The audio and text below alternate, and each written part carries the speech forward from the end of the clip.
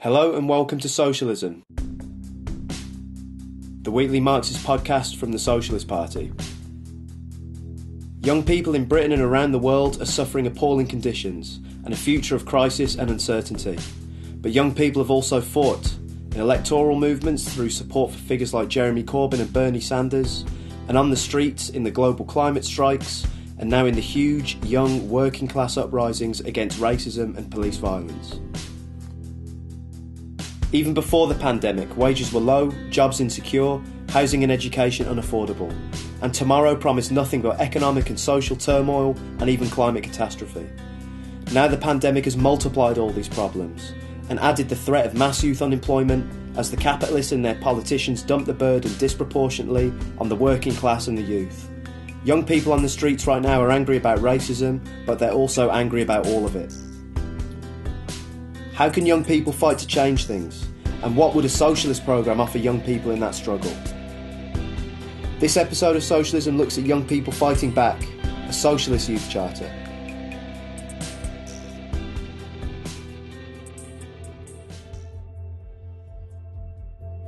Hello B, and thank you for agreeing to record this podcast with me today.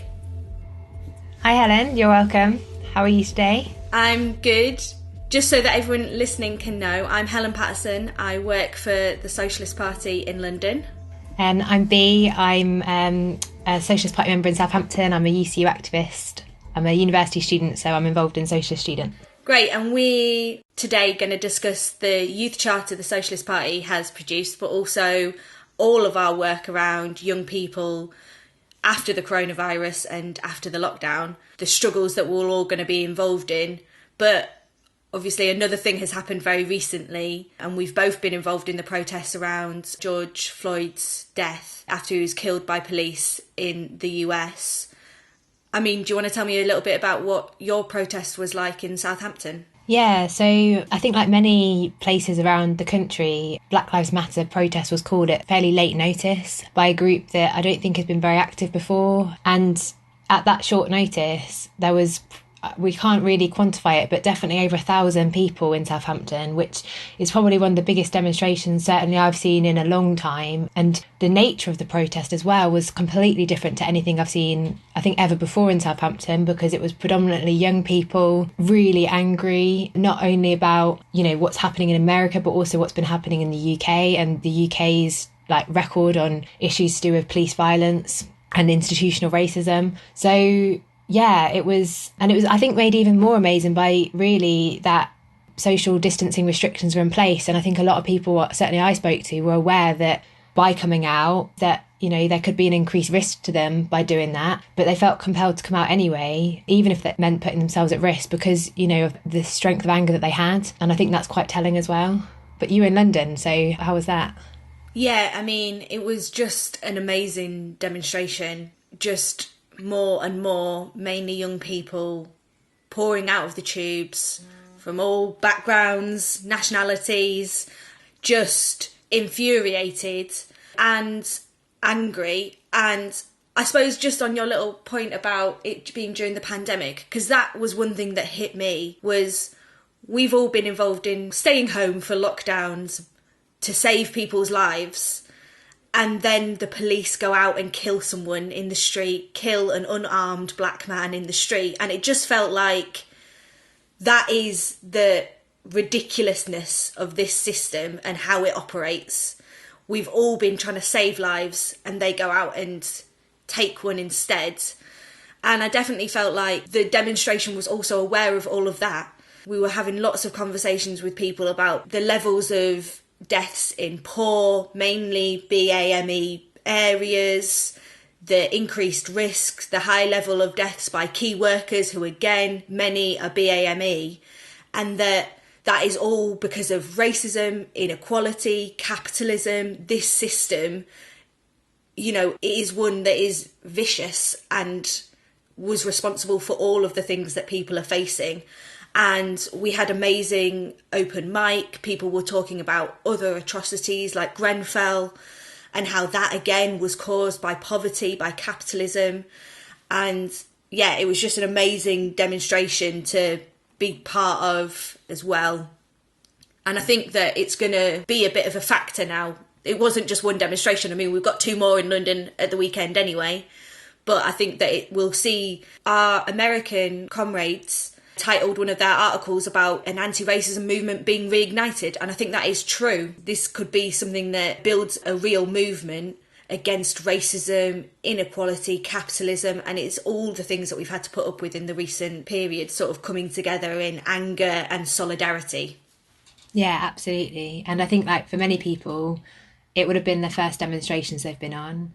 And I suppose that effect isn't one which just goes away. You don't just go on one demonstration, have that experience of coming together with thousands of other people that are angry like you are, that are suffering like you are. So it poses that question of, you know, where do we go from here? What do we do next? And I think a lot of people were talking about how since Black Lives Matter first kind of came to the scenes in 2014, we've had hundreds of people, mainly Black and Asian, be killed at the hands of the police, but also through the other things, like you said, in terms of poverty, racist violence, the deaths due to coronavirus. And we don't want this to be a movement which sort of, you know, ignites out of anger and then dissipates again. It needs to be organised. And I suppose that's something which, as the Socialist Party, we want to support and be part of. And so we have already started a little bit talking about the fact that, well, racism is rooted in capitalism and all of the other atrocities that come with that, all the other deaths that come with it. And other people were talking about the fact that we've had to protest before against racist killings. And there were placards on the London demonstration as well that said, like, the UK is not innocent. And that's true. I've been involved in protests myself as well, outside police stations after, again, usually young Black men have died in custody or after contact with the police. So I do think that it's going to be a factor. And like you said, I think you're right. Like, people were protesting for the first time, and being involved in that protest will have a big effect on people because it was a powerful, angry, defiant protest. It had a lot of energy, and I don't think that people want that to dissipate. They want to find a way to make sure that that becomes a lasting thing. And so I do think that is linked to the other things that we wanted to talk about today and the charter that we've produced, because one of the reasons that so many young people were on that was because they could see that, firstly, they could lose their lives at the hands of the police, but that this system is offering them no type of future again, and that if it isn't being killed by the racist police, then it is the system. They can die because of poverty, inequality. Their families are suffering because of coronavirus overcrowding. One person said it's a 2-bedroom flat with 9 people in it. That means if your grandparents are in that flat and one of you gets coronavirus, then your grandparents are lost. And so I think there was a lot of understanding that it is linked to all the other problems in society. And that's what our youth charter and some of the things that we wanted to talk about today, and also our future, because one of the things that we've been saying in the Socialist Party is that to save their system during coronavirus, they've mortgaged the future. But that is our future. That is a future of whether we get to have a decent standard of living, a house, a decent job, or one of like dire poverty, struggle every single day. That's our future that they've mortgaged. And that's what our charter is about, what we need to fight for, demands, ideas, and how we do it. I don't know if you want to say anything else on that. No, absolutely. I was going to sort of say, I think elsewhere in the podcast and on the Socialist Party Facebook page, we've covered, a bit about the sort of situation we find ourselves in terms of the developing financial crisis and recession. Also things like, the climate strikes and climate movement. And I think quite a lot of people are putting out there at the moment sort of the problems with the system, the problems that particularly young people might face in the next period of time. But I think what we're doing with this charter and what hopefully we can focus on today is the vision we have. We say that all of that misery is not inevitable. It is the government, and more broadly than that, the capitalist system, making us pay for their crisis, which they always do. And one of the things we were going to start on was talking about, what got us into sort of activity. And for me, that was 10 years ago with the trebling of tuition fees. And I wasn't actually directly affected by that, but I wanted to fight for all those coming behind me because I could see that they were being asked to pay for what was then the 2008 financial crisis. And of course, they're doing the same now because they're going to be allowing universities to continue to pay £9,250 a year fees, even if courses are online. And again, you know, students are angry by that because it's so blatantly obvious that once again, young people, students and the working class more broadly are being asked to pay with their own livelihoods, conditions at work and conditions at home for the cost of what is a capitalist crisis. And so I think our charter is putting forward that this isn't inevitable. There are solutions. We don't have to have a life of poverty and misery and no future. We can have one that we can look forward to and where everybody can flourish. And obviously, I think that's hopefully what we can get out of today. Yeah, for me, it was definitely graduating from university, you know, and the economic crisis had just hit a few years ago, and coming out of education into a world of poverty jobs, of poverty pay. You know, all of my friends were either living at home, having to move back to home after university, or living in tiny, dark, damp rooms in shared houses. And just after I left university, applying for jobs after job after job, but all of them like minimum wage, or very proud of the fact that they were like 5p above the minimum wage. That was all that I could really find.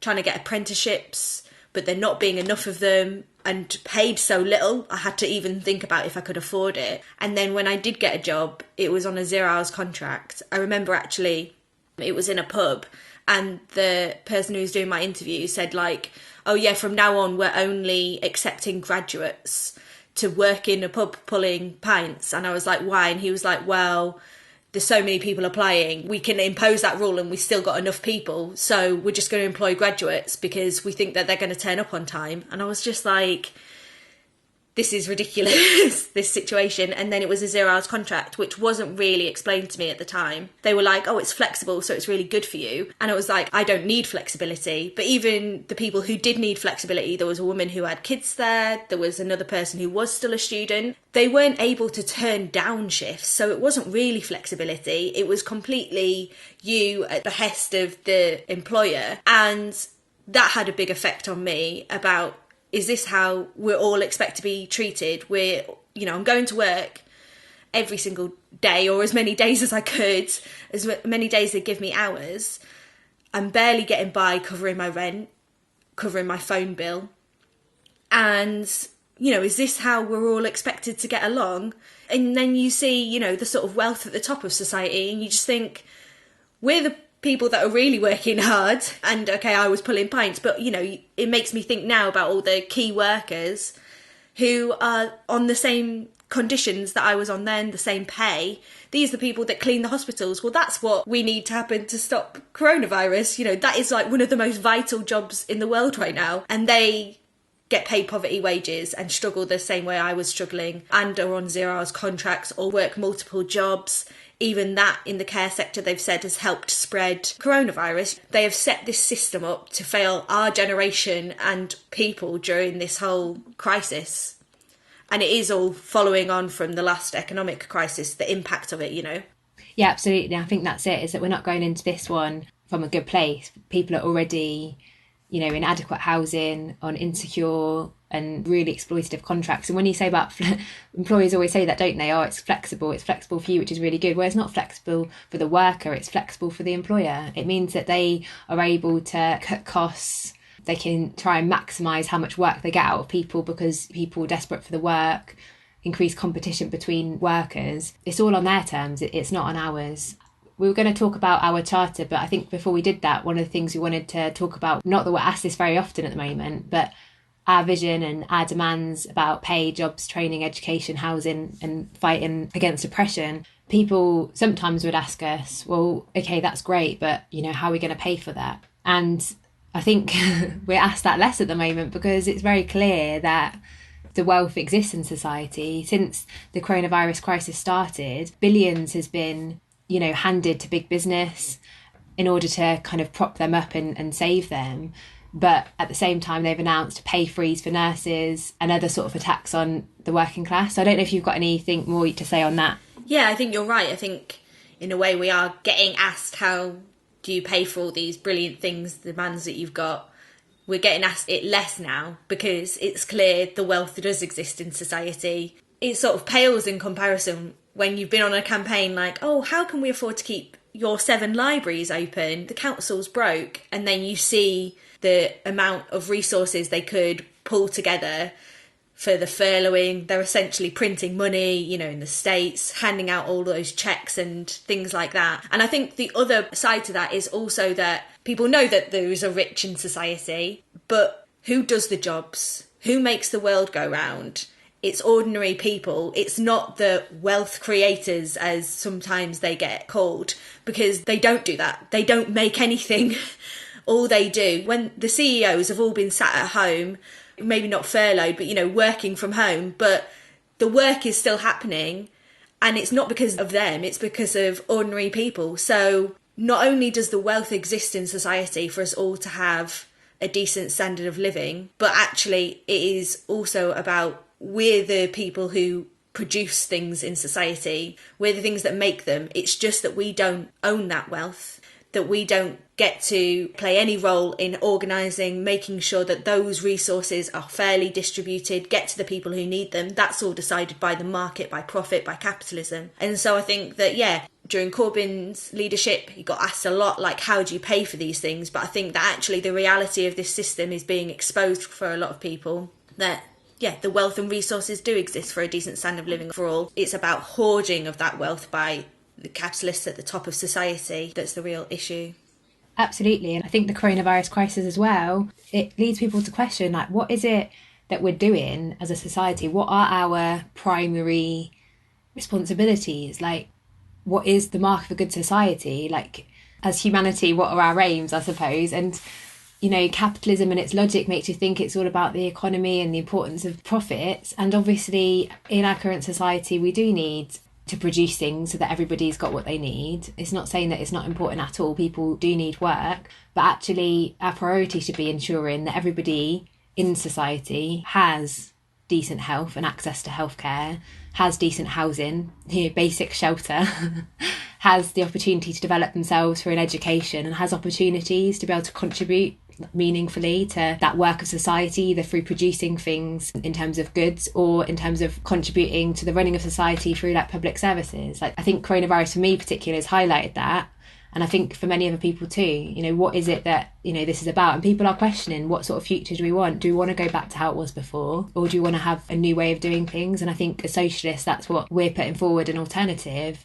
Well, here's an alternative to capitalism, here's an alternative way, and it isn't utopian, it isn't a pipe dream, it isn't unrealistic, it's very achievable, and it works in the interests of the majority of people. And obviously we put forward a strategy of how we can achieve it.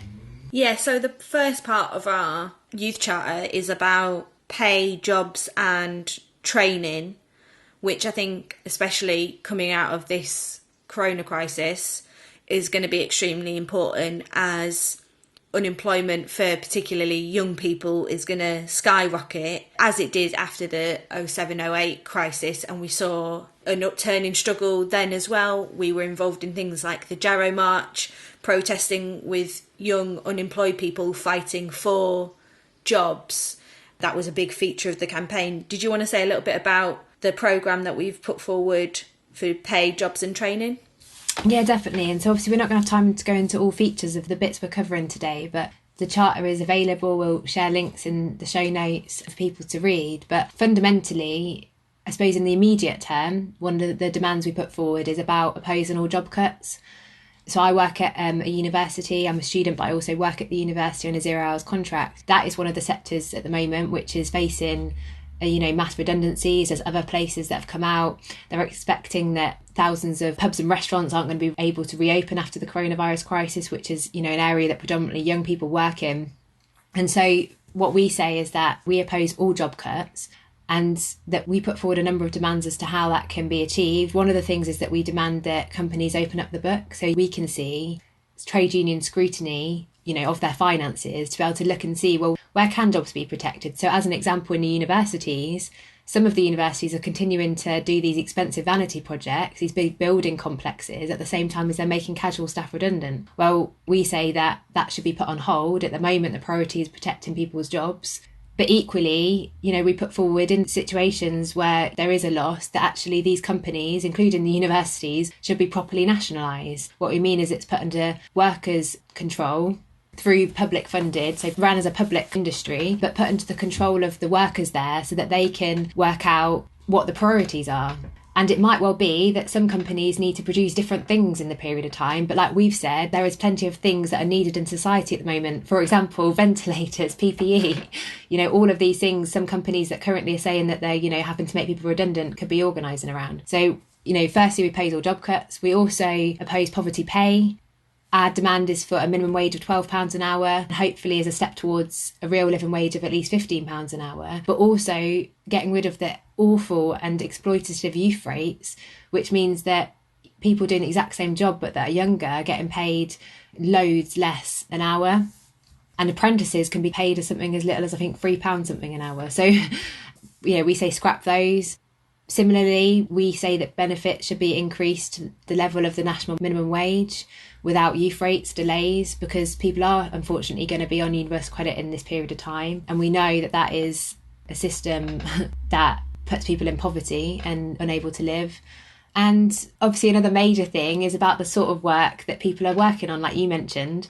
You were on a 0 hours contract, I'm on a 0 hours contract. When we talk about jobs, we want to have secure jobs where people have got, rights at work. So we say about scrapping 0 hour contracts, ending the super exploitative nature of the gig economy, where a lot of young people are having to find work at the moment, that all workers should have trade union rates of pay, employment protection, sickness and holiday rights. And one of the things the coronavirus has highlighted to many people is that thousands of us, millions of us don't have those protections. I don't have that protection. If I'm sick, I don't get paid. And whilst maybe some of us have realised for a while that that was a problem, you kind of do what you can, get the work you can. But I think what this moment highlights is that why should that be the situation that we're all in? Like, we should be able to have those basic rights. Right at the beginning, actually, of the pandemic and the lockdown, there was a bit of a demand, wasn't there, as well, of no going back, because we've had, for coronavirus, sick pay and things like that brought in so that you can isolate, and there's been loads of pressure to make sure people have pay when they're isolating. And really, a lot of the demands that we're putting forward are things that, some of them are rights that we've lost and can be fought and won again. Just two little other points that I thought were really good in the charter we produced is firstly making the link between jobs and a socialist Green New Deal, that we need decent pay, we need decent jobs, we also need to save the planet, and that it's the big business involved in things like the fossil industry that are destroying our planet, and that the two are linked. We can fight for green new jobs to be made as well, especially if we nationalise things like the fossil industry under workers' control, to fight for those. And I think that's a really important link to make. One of the other sections in the charter is about housing, which again I think is extremely poignant during coronavirus. For example, one of the protests that was called for George Floyd happened in Newham, which is one of the poorest areas in the country, and it was actually Socialist Party members in the Trades Council who pushed for that protest to be called. On it, they were talking about how there's a shopping centre in Newham which usually has, tens, 100 people sleeping in it every single night. And obviously with coronavirus, it would have been so easy to be spread for those people really struggling, living on the streets. And during this crisis, rough sleeping has essentially been solved for it because they put everyone into hotels. Now, that said, it hasn't actually, because I've seen reports already that since the lockdown and the government scheme to put people into housing during the corona crisis, half as many rough sleepers were created by the crisis itself, by being kicked out, unable to pay their rent and things like that. And obviously the government scheme is going to come to an end. So it is an opportunity that's going to be sort of missed to solve the housing crisis for those people who are rough sleepers, but also the housing crisis is a lot more than that. We've called for, in our charter, mass council house building, And just to link it again, I mean, some of the Grenfell families were homeless for years after the Grenfell tragedy. And because the council, despite having many empty homes in the area, said that there was nowhere to put them, we say that we should take over empty homes with no compensation for the fat cats, no compensation for the big building companies that have huge profits, huge turnovers, and build and then sell houses that are completely unaffordable to ordinary people. We call for no to rip off rents and evictions. And like I was saying at the beginning, this isn't just a coronavirus issue. Housing has been a huge issue, particularly in London, for a long time. And it's been coupled with all of the other cuts that we've had to face around services. So not only are you living in an overcrowded house potentially, but you've got nowhere to go. You've got no youth clubs to go to spend time safely in the evening without all your little brothers and sisters crowding round you. We also need decent services so that people can have a decent standard of living. We need decent housing and those services. Libraries, another place where you can spend some time safely, have all been lost. And I think that alongside a housing crisis, a jobs crisis, we've also got a services crisis in a way. And there has been talk during the lockdown particularly, but also before it, about a mental health crisis of a generation who have been abandoned and have been let down by this system, and the impact that it's having on their health in more ways than one. And so we've got demands putting forward the need to fight for all of those things. For somewhere decent to go and support is one of the demands, for example, but also for councils, who a lot of these services would have been provided by in the past, to refuse to make any more cuts and actually start to build a movement that demands the funds that are necessary to fund those services, which they aren't A&E services, but often they also are still life-saving services. They're a lifeline for a generation of people and extremely important, and we think that they are worth fighting for. Absolutely, and there's an article, I think, in last week's paper, but it's online, an extended article about the role of councils. Many of them over the last decade have been passing on Tory cuts. They've been putting forward the austerity measures in the hope that, refusing to put up a fight, waiting for things to get better. And actually what's happened now, we've got another financial crisis. Councils are facing a reduction in incomes due to lack of people going on universal credit, won't be able to pay as much council tax. They're not going to get the money through things like business rates. And so they're facing another financial crisis plus the austerity from central government. And actually, they've not got anything left to cut, it seems, apart from actually getting rid of their core services, what's left of them. And, we say that's not inevitable. They should, we've always put forward the need for them to use their reserves and borrowing powers in the interest of stopping cuts. An example is that Southampton City Council, where I live, they recently borrowed £200 million, which we said they should have borrowed to build council houses, which is a needed service. They'd have got the money back through, council rent, but it would have been providing a service, it'd been providing jobs building them houses. But instead they borrowed it to speculate on the property market, which is now going to fall through the roof because of the financial crisis, and it's probably going to lose them money. That was a choice that they made. Other councils have done that too. That isn't what they should have been spending their borrowing powers on. They should have been doing it in our interests. And now we desperately need councils. We need to build a movement, I suppose, a movement to demand that councils don't make any further cuts and unite together, oppose the government if they make them do anything like that. Okay, so next in our charter is around education, and I think it's first very briefly worth mentioning, when we talk about education, we don't mean the same as what education looks like at the moment. For many people, certainly, I hated school. Because at the moment, it's like an exam factory and it doesn't meet individual students' needs necessarily. I know teachers do a really good job of trying, but they've got massive class sizes, they've not got the resources available. And so what ends up happening is teaching to exams. Universities are either too expensive for people to go to, or just leaves, students with a lifetime of debt. And the quality of that education has been reduced because of what we call marketisation, which is bringing in market. What that means is they build fancy buildings, they make it very attractive for students to come, but don't invest in providing a really good quality of teaching and learning and experience when students are actually there. Because they've already got their money, so at that point it doesn't matter so much. And this is an example of that. Like I said, I'm a teaching assistant at university. I teach seminars and I get paid £13 an hour, which is a job you have to have 2 degrees for. That is the bulk of what most students would consider their learning experience. And if I'm getting paid £13 an hour for 24 students in a seminar, like, where else is that money going? And it isn't going to providing their teaching.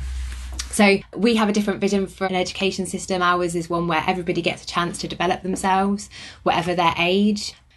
And we've got obviously demands in our charter about what that should look like. So first and foremost, we put a demand forward for free education across the life course. And that means scrapping tuition fees, but also college fees for adult learners. We say that all student debt should be written off, and we should replace student loans with genuine living grants for all students, not only in higher education, but also further education. One of the things that the coalition government got rid of in 2010 was the educational maintenance allowance, which gave an income to students that were of college age, sort of 16, 17 and 18-year-olds, so they could continue in college when maybe their families couldn't afford, for them to, so people on a low income. We also campaign and demand publicly funded education system. Again, that means by making education free, that means, well, who's going to pay for it? Well, we should all pay for it through publicly funded services. And the higher education funding crisis, which we've not really gone into today, but there's plenty of stuff in the Socialist newspaper and online about this, highlights that the funding system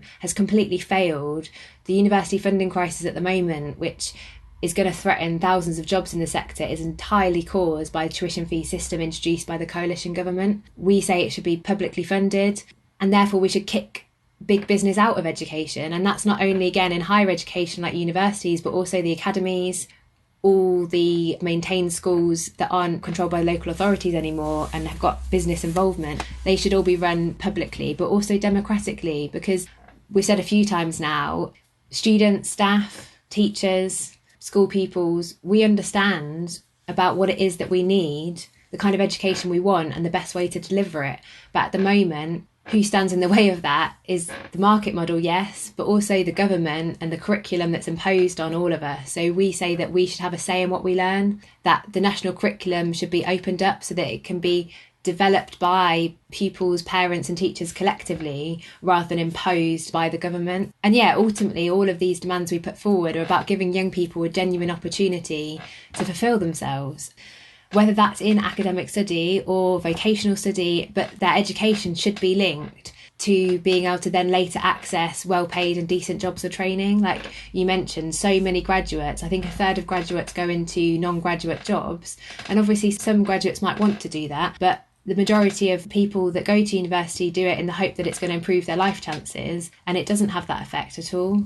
But equally, you shouldn't have to go to university to be able to secure a decent job. So education is about being able to develop yourself, give yourself the best opportunities in life. And at the moment, too many people are excluded in that process and aren't given the sort of education that they need. And these are some of the demands that we put forward that would be a starting point for changing that. And we always said, even when Blair first introduced very low tuition fees, that it was a slippery slope as well, didn't we? And people said, oh, well, it's only going to be £1,000, but £1,000 has become £9,000 because a rotten, like you said, condemned government came in. It was a slippery slope. Once it was introduced, they were always going to feel like they could keep increasing it. And like you said, have gone down the route of marketisation. The other thing that I was just thinking about is, it really does say something that so many teachers who have just become teachers, people who've just finished their training, leave in the first year or after the first year. It really tells you something about the education system that we've built, that the pressure's so much they don't feel able to continue despite the years that they've been in education to become teachers, and probably have wanted to become teachers because they want to help young people learn. I think, it does say a lot that people are leaving so quickly the profession. And that it's even higher when it's academies, which again is like an extra, it's a layer of privatisation in the schools, that students and teachers are marching with their feet, and where schools get turned into academies go to neighbouring schools instead. I think it really shows you how rotten the education system we have has gotten, and the need to fight against businesses being brought into the education system and for a properly funded education system as well. The next section of our charter was on, well, very relevant. We've got a section on rights and oppression and the right to protest, which is obviously extremely important given the protest that we were both involved in last night.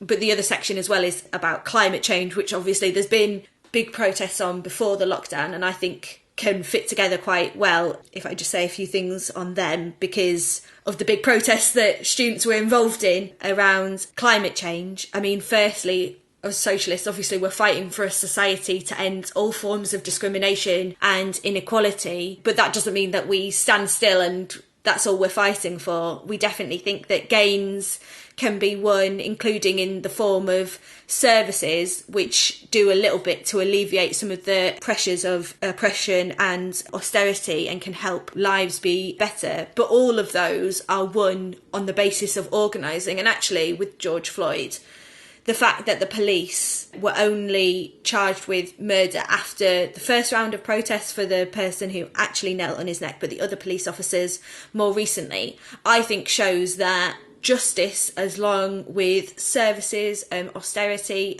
rights, all has to be fought for. It is not something that is given. You have to fight for those. And that's why it's so important to defend the right to protest, to strike. We have lots of anti-trade union laws in this country to try and curtail the strength of working class people when they organise together. This section of the Charter also mentions the need to fight against police harassment, and that again it's something that we have no say over, and we call for the democratic accountability of police to have to answer to local communities, local elected representatives from the trade union and campaigns and young people, that they should be accountable to us. And also I suppose it's sort of been a little bit forgotten because there's been the pandemic, but just before it there was the huge movement around climate change, but you know, we were feeling the effects of climate change. There were wildfires on the one hand and floodings on the other, you know, extreme weather events which we know were becoming more common because of climate change. And those students were having to defend the right to strike, the right to organise, told that they were too young and things like that. Well, we were on the front lines with them saying, no, you have the right to strike, to walk out of school and protest about something that you're angry about and the environment. And that, like we were saying a little bit at the beginning, this system and the way that it's destroying the planet, as well as people's living standards, it's costing people's lives with the, like I said, floods and wildfires. And it's all for the drive for profit, ultimately. But we think as socialists that it is possible to fight for a society that is in our interests instead of that of profit, the fossil companies and big business and the like. And that's why a lot of our posters on those demonstrations calls for things like nationalising the polluters, the big energy companies. You can't control what you don't own. If we owned them, we could run them to produce energy, but in a green way, using green forms of energy production. But that's why we also call for socialist change, because that needs planning, that needs organising, and that needs workers' ownership of industry and production. And that's why we've called for socialist change to save the planet, and that we need a system, economy, a planet that is run for people and the planet, and that means a socialist system. Yeah, absolutely. And doesn't this coronavirus crisis show that, you know, in the face of an emergency, then measures can be taken? But then it poses the question, why, in the face of this massive climate emergency, have those measures not been taken before now, given that we've needed to see that level of like drastic planning? And I live in Southampton. In Southampton, we've got the biggest cruise port in the UK. The cruise ships, they pump out more sulphur every year than all the cars in Europe. And actually, they could very quickly convert the ships to be safe, but they don't, because to do so would cost them in their profits. And that is the main reason why in all of these industries those drastic changes which are already possible haven't been made, even though that spells out the potential destruction of our planet, because fundamentally their interests are not the same as our interests. Okay, so we've kind of covered some of the demands we put forward in the Charter, but the very sort of final aspect, I suppose, is how do we achieve these? Because I suppose like we said at the beginning, it's one thing knowing what some of the problems are. It's another thing knowing about what some of the solutions are. But how do we get from there to actually achieving them? And that's a big part of what we do as a Socialist Party, is not only to discuss the problems or talk about the solutions, but we want to be active in changing things and being part of doing that. So one of the ways that we do that is talking about the need for organisation, because as individuals, we're very limited as to what we can achieve. And it can also feel, I suppose, as individuals, like the weight of all these problems can feel like a lot. It can feel like it's too much for any one person to handle, which it is, I suppose. So what things do we put forward as to how we can organise as young people to be able to take on the bosses, the government and the system? Well, I mean, one of the things is to organise in your workplace if you are working, because as it's been seen, and we were saying at the beginning, there's been a bit of a realisation, isn't there, that we're the ones that make the world go round, not the CEOs and the bosses. And it is because we're workers, we're part of the working class, we go to work every day and produce things, services and things like that. And so one way you can be powerful in doing that is by being in a trade union, by organising in your workplace.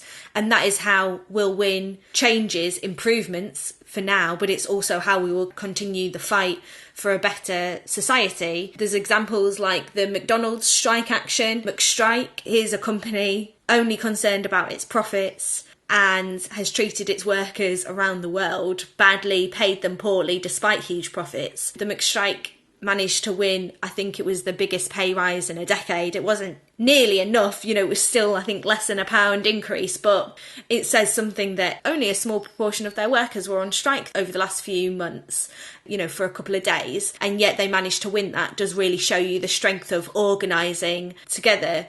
But I suppose you need to be in a union, but we also need unions that are up for a fight, fighting unions that want to win the best for their members and for ordinary people against austerity and cuts. And obviously you've been involved in strike action yourself, haven't you, Bea? Yeah, and it feels like a long time ago now, but on the very cusp of the coronavirus crisis, the UCU was out on strike. We've taken 22 days of strike action in the last year over issues of pay, but also casualisation, workload and inequality. And the UCU as a union has gone through a big transformation in the period that I've been there, because action inspires action. We've had thousands of new members join. We've won big concessions locally through organising collectively. So just a small example, at the start of the coronavirus crisis, 0 hours casual contract people like myself were told that we wouldn't get paid for any of the work that we would have done when the campus closed. But we've managed to win, secured guaranteed pay up until the end of the academic year. So that's 2 months more pay than we were going to get. And that has been the pressure of organising. So we've won those local victories, but obviously we need that nationally.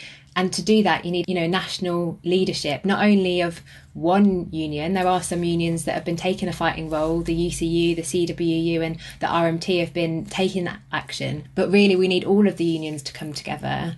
Particularly in higher education, we talk about all of the education unions coming together in defence of the sector at the moment. We shouldn't be organising separately, because when we do that, when we do all come together and fight, amazing things happen. One of the things that happens is that you realise that you've got more in common. One of the things that happens on the picket lines is that you start speaking to other people, realising that you've got the same problems. And interestingly, in 2018, when there was the pension strikes, that in many ways was the catalyst for then the casualisation strikes now, because everybody got together and realised that their conditions were similar, that everyone was struggling, they were overworked, and we're inspired to do something. So that's one thing. But also when you stand together, you realise, like you said, we're the ones that run society. And if all of the unions collectively took action, they do pose a situation where we can challenge that. Who does run society? The unions would be in a position where they decide what opens, what doesn't, and what services are provided. So yes, we need unions, we need people to join a union, but we also need to fight for them to be a fighting union. And that means struggling to have good leadership and representatives, and that they're held account by the membership so that they can be pushed forward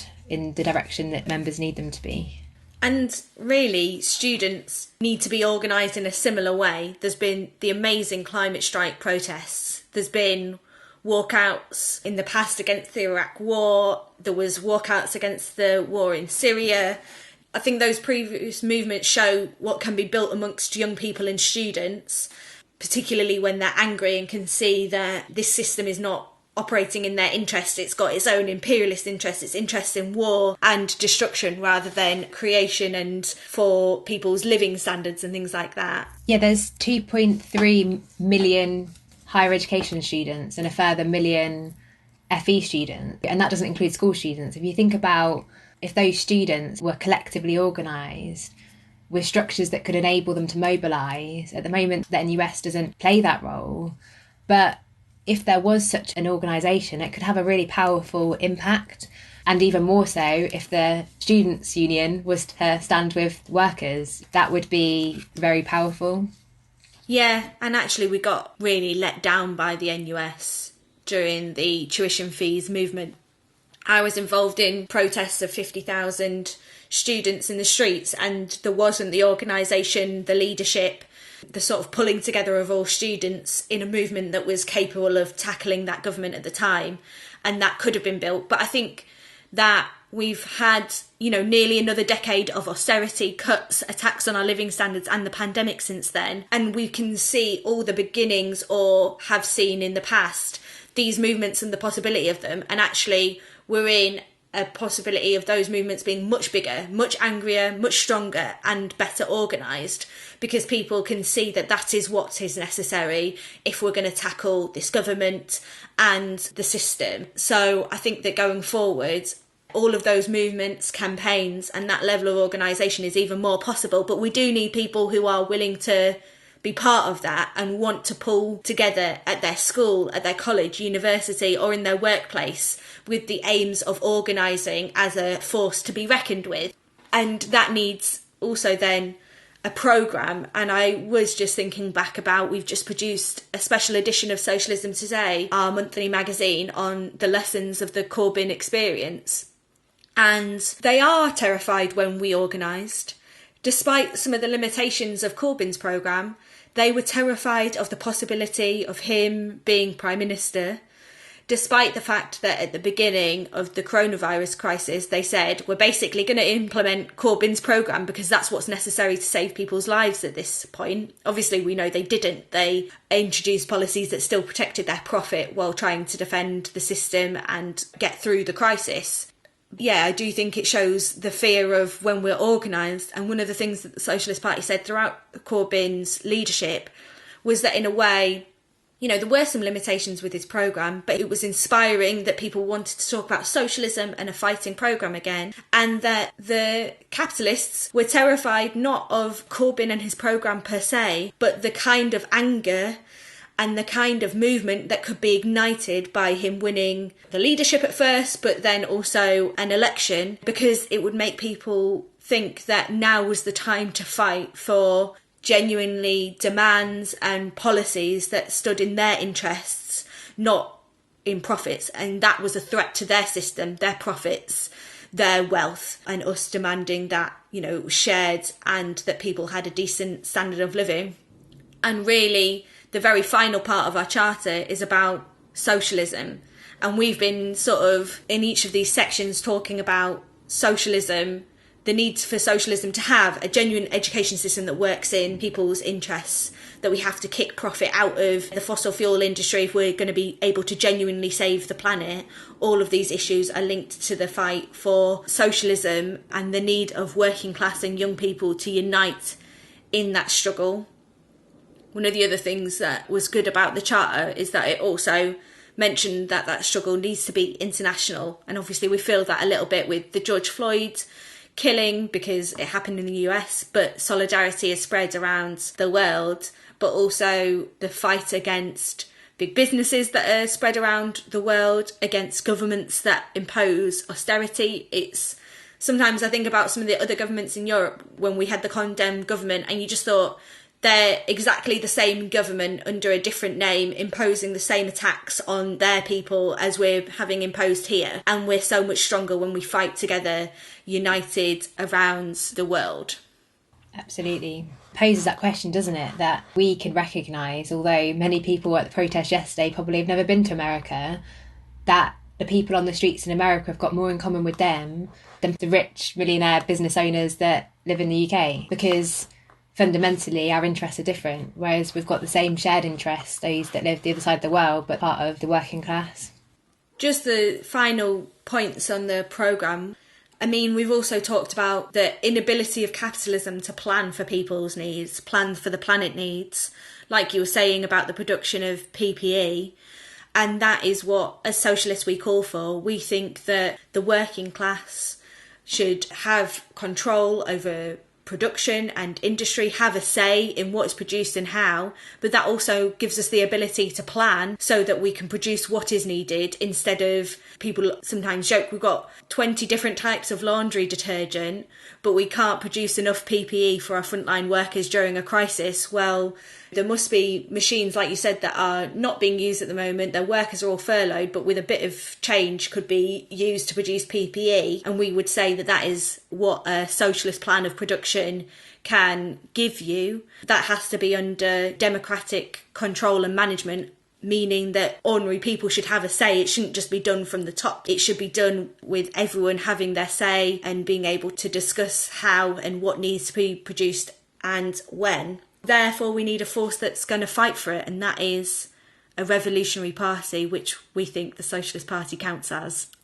Yeah, absolutely. Our podcast so far has been a little bit longer than probably we intended, but we hope that people have found it interesting. And if you agree, if you're not currently in the Socialist Party, but you agree with the points that we're raising today, and that you agree that we need a fighting organisation to put forward these demands, then we encourage you to join us. We need you to join us, because ultimately, to be able to achieve everything we've done, it is going to be about getting these ideas out to young people, out to workplaces. And to do that, we need people in every workplace and in every school and college to be with us, putting out those ideas. And when we do that, we can have a massive impact, even, as an individual, but an individual that's part of a party with a programme that can win. Brilliant speaking to you today, Bea. Yeah, and obviously anyone listening can check out our further information, resources that we put out as a Socialist Party. The charter itself is available online and also in paper form. We've got posters, and we've obviously got our newspaper. Great. I'll speak to you soon then. See ya. Socialism is produced by the Socialist Party, the England and Wales section of the Committee for a Workers' International.